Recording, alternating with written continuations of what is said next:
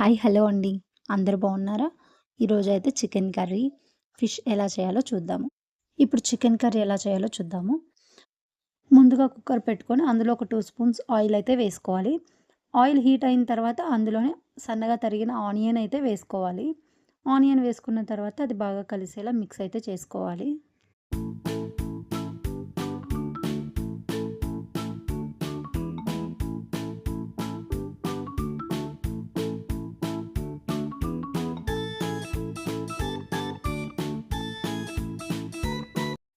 Onion కొంచెం మగ్గిన తర్వాత అందులోనే సన్నగా తరిగిన టమోటా, కరివేపాకు అయితే వేసుకోవాలి. అవి వేసుకున్న తర్వాత ఒకసారి అయితే బాగా మిక్స్ చేసుకోవాలి. అది ఎంత బాగా మిక్స్ చేసుకొని మీడియం ఫ్లేమ్‌లో మూత పెట్టేసుకొని అయితే ఒక 2 మినిట్స్ మగ్గనివ్వాలి. 2 మినిట్స్ తర్వాత మళ్ళీ ఒకసారి అయితే కలుపుకోవాలి.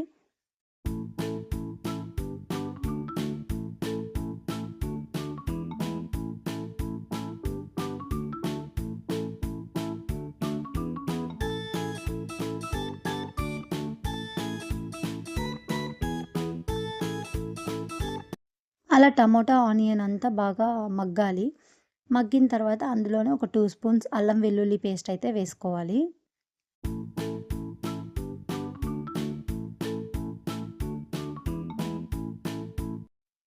అల్లం వెల్లుల్లి పేస్ట్ ఏసుకున్న తర్వాత ఒకసారి అయితే బాగా కలుపుకోవాలి.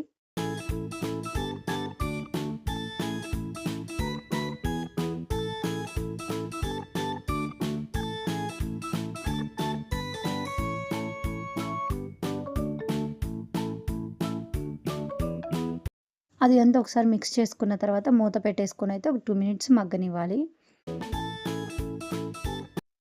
మూత పెట్టుకొని 2 మినిట్స్‌కి ఒకసారి అయితే మిక్స్ అయితే చేసుకుంటూ ఉండాలి. లేదంటే అడుగంటేసుకుంటుంది అల్లం వెల్లుల్లి పేస్ట్ మొత్తము.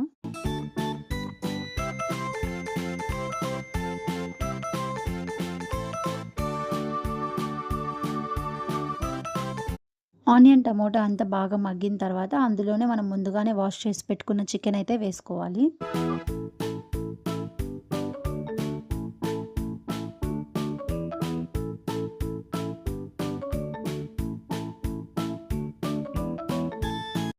చికెన్ అంతా వేసిన తర్వాత ఒకసారి అయితే బాగా కలుపుకోవాలి.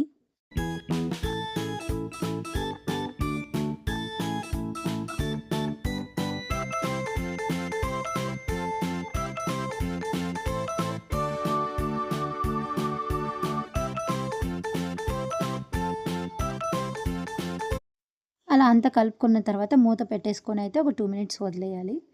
2 మినిట్స్ తర్వాత చూస్తే ఇలా మనకైతే లైట్‌గా వాటర్ అయితే వచ్చి ఉంటుంది. వాటర్ వచ్చిన తర్వాత ఒకసారి మళ్ళీ కలుపుకోవాలి.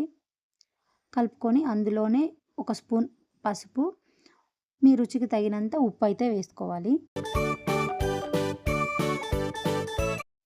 మేమైతే ఇక్కడ కల్లుప్పు వేసుకుంటున్నాం. మా సైడ్ ఎక్కువ కర్రీస్‌లోకి అందట్లోకి కల్లుప్పు అయితే యూజ్ చేస్తారు. మీరు నార్మల్ సాల్ట్ అయినా యూజ్ చేయొచ్చు. సాల్ట్ ఏసుకున్న తర్వాత ఒకసారి అయితే బాగా కలుపుకోవాలి. పసుపు, సాల్ట్ అంతా మిక్స్ అయ్యేలాగా. అదంతా మిక్స్ అయిన తర్వాత మూత పెట్టుకొని అయితే ఒక 2 మినిట్స్ ఉడికించుకోవాలి. 2 మినిట్స్ మగ్గించుకున్న తర్వాత మూత తీసి చూస్తే మనకైతే ఇలా అయితే ఉంటుంది. వాటర్ అంతా వచ్చి ఉంటుంది. మళ్ళీ ఒకసారి అయితే అలా కలుపుకోవాలి. మిక్స్ చేసుకున్న తర్వాత లో ఫ్లేమ్‌లో పెట్టుకొని ఒక 2 స్పూన్స్ ధనియాల పొడి అయితే వేసుకోవాలి. నెక్స్ట్ అందులోనే కారప్పొడి అయితే వేసుకోవాలి. నేనైతే ఒక 2 స్పూన్స్ కారప్పొడి అయితే వేసుకున్నాము. మీ రుచికి తగినంత మీరు కారప్పొడి అయితే వేసుకోవచ్చు. కారము, ధనియాల పొడి వేసుకున్న తర్వాత అయితే మళ్ళీ ఒకసారి బాగా మిక్స్ అయితే చేసుకోవాలి.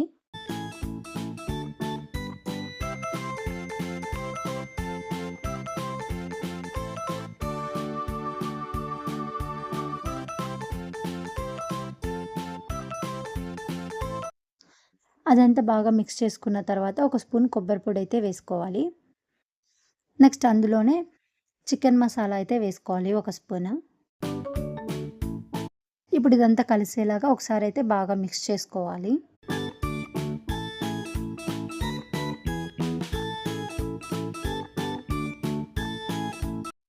ఇలా బాగా కలుపుకున్న తర్వాత అందులో అయితే కొద్దిగా వాటర్ అయితే వేసుకోవాలి. వాటర్ వేసేసుకొని మళ్ళీ ఒకసారి అయితే బాగా కలుపుకోవాలి.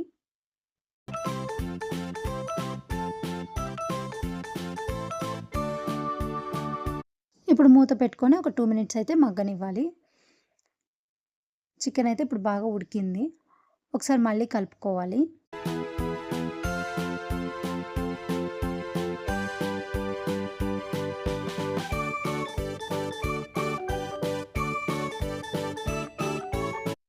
ఇప్పుడు నెక్స్ట్ అందులోనే మనం ఒక స్పూన్ వరకు పెరుగైతే మిక్స్ చేసుకొని బాగా అందులో వేసుకోవాలి.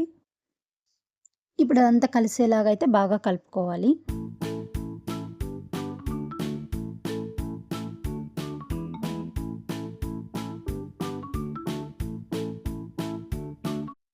మూత పెట్టేసుకొని మళ్ళీ ఒక 2 మినిట్స్ అయితే మగ్గనిద్దాము.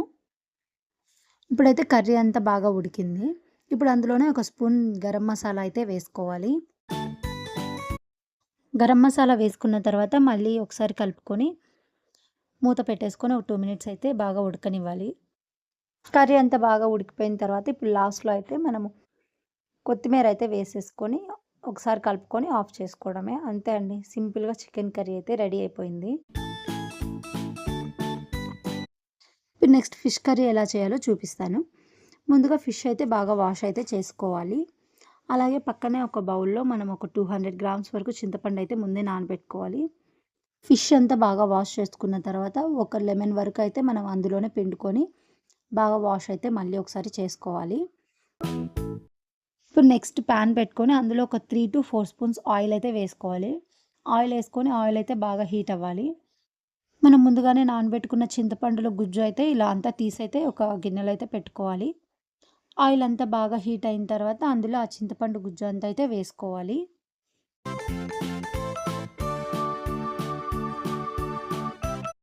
ఇప్పుడు అదంతా వేసుకున్న తర్వాత ఒకసారి అయితే బాగా కలుపుకొని అది ఉడకనివ్వాలి చింతపండు గుజ్జు మొత్తం.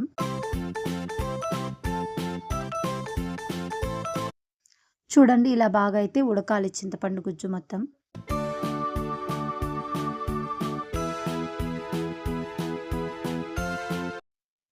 ఇలా బాగా ఉడికిపోయిన తర్వాత అందులోనే ఉప్పు, కారము, ధనియాల పొడి, కొబ్బరి పొడి, పసుపు, మా అమ్మ అయితే లైట్‌గా పుదీనా అయితే వేసింది.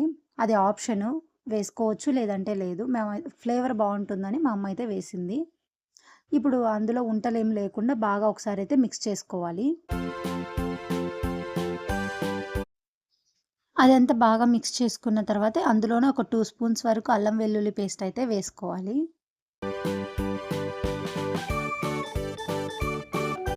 ఇప్పుడు మసాలాలు అన్నీ వేసుకున్న తర్వాత ఒకసారి అయితే బాగా కలుపుకొని మీడియం ఫ్లేమ్‌లో ఒక 2 మినిట్స్ అయితే ఉడకనివ్వాలి.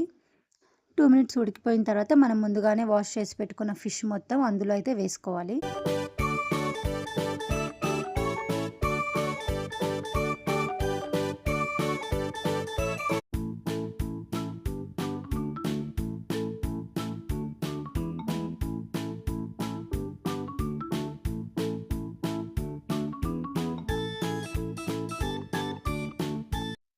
ఇలా ఫిష్ మొత్తం వేసుకున్న తర్వాత ఒకసారి బాగా కలిసేలాగా అయితే కలుపుకోవాలి.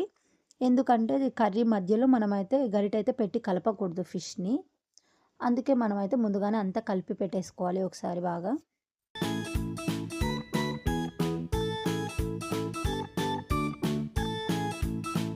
బాగా కలుపుకున్న తర్వాత మూత పెట్టేసుకొని ఒక 5 మినిట్స్ అయితే ఉడకనిచ్చుకోవాలి.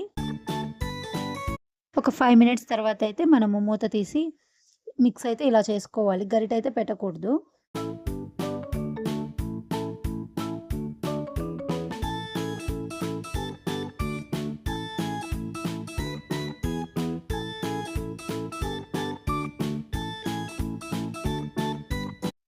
అలా కలుపుకున్న తర్వాత మూత పెట్టుకొనైతే ఒక 2 మినిట్స్ వరకు ఉడికించుకోవాలి. 2 మినిట్స్ తర్వాత చూస్తే మనకి ఇలా అయితే ఆయిల్ అంతా పైకైతే తేలుతూ ఉంటుంది. మళ్ళీ ఒకసారి అయితే బాగా కలుపుకోవాలి. ఇలా కర్రీ ఫైనల్‌లో ఉన్నప్పుడు ఒకసారి మనమైతే టేస్ట్ అంతా ఒకసారి అయితే చెక్ చేసుకోవాలి. ఇంకా లాస్ట్‌లో ఒకసారి మళ్ళీ బాగా కలుపుకొని ఒక 2 మినిట్స్ ఉడికించుకొని ఇంకా ఆఫ్ చేసుకోవడమే. అంతే అండి. ఫిష్ కర్రీ సింపుల్‌గా అయితే చేసేసుకోవచ్చు. ఇంకా సండే స్పెషల్‌గా మా అమ్మ అయితే పక్కనే కలర్ రైస్ అయితే చేస్తుంది. మా సైడ్ అయితే తిరువాతన్నం అంటారు దీన్ని. నెక్స్ట్ వీడియోస్‌లో ఎప్పుడైనా ఇలా తిరువాతన్నం ఎలా చేసుకోవాలో ఆ వీడియో కూడా మీకు చూపిస్తాను.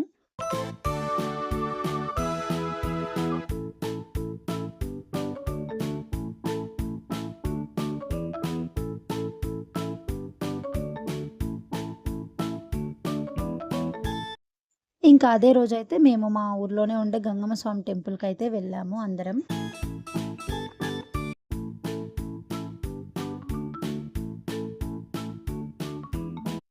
గుడి లోపలే ఇలా పుట్టయితే ఉంటుంది. ఇంకా ఇదే అండి గంగమ్మ స్వామి గుడి.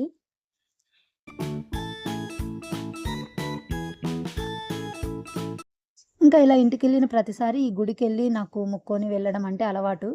ఇప్పుడే కాదండి, నేను చదువుకున్న రోజుల్లో కూడా నాకు ఇంటికొచ్చాను అంటే ఖచ్చితంగా సండే గంగమ్మ గుడికైతే వెళ్ళి వస్తాను. నేనొక్కటే కాదండి, మా ఊర్లో చాలామంది పిల్లలందరూ అంతే. ఖచ్చితంగా గుడికైతే వెళ్తారు ఇంటికొచ్చారు అంటే. ఇంకిక్కడ నేను, మా అమ్మ అయితే పూజిస్తూ ఉన్నాము గంగమ్మకైతే. ఇంకిక్కడున్న గంగమ్మనైతే చాలామంది మా ఊర్లో అందరైతే బాగా నమ్ముతారు. ఏ మొక్కున్నా జరుగుతాయి అని అంటారు. ఇంకా ఆ గుడి ఆపోజిట్‌లోనే మేమైతే పంటైతే పండిస్తాము పొలంలో. ఇంకా ఆ పొలంలో మేము పంటేసే ముందు మా అమ్మ అయితే ఖచ్చితంగా ఈ గంగమ్మకు మొక్కొని అయితే పొలమైతే స్టార్ట్ చేస్తుంది.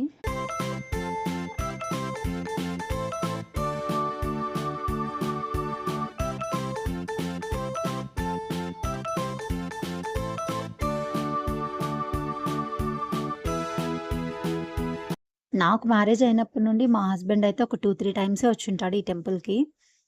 ఆ 2, 3 టైమ్స్‌కి మా హస్బెండ్ అయితే చాలా బాగా నమ్ముతాడు ఆ గంగమ్మనైతే. నేను ఇంటికొచ్చిన ప్రతిసారి నాకంటే ముందు మా హస్బెండే అడుగుతారు టెంపుల్‌కెళ్ళావా లేదా అని.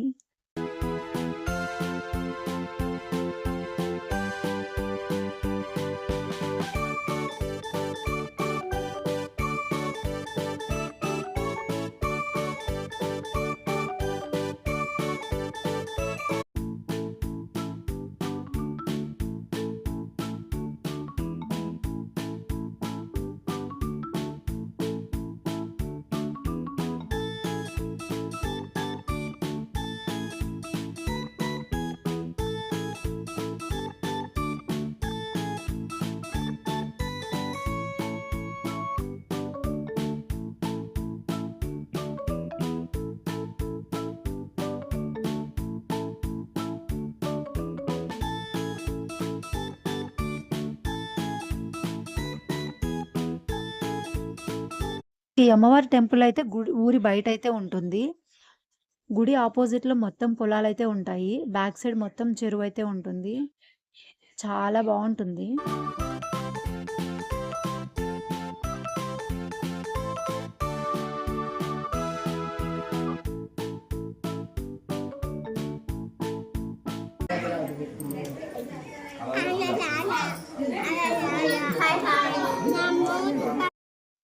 ఇంకా గుడి ముందరైతే ఇలా ఉంటుంది.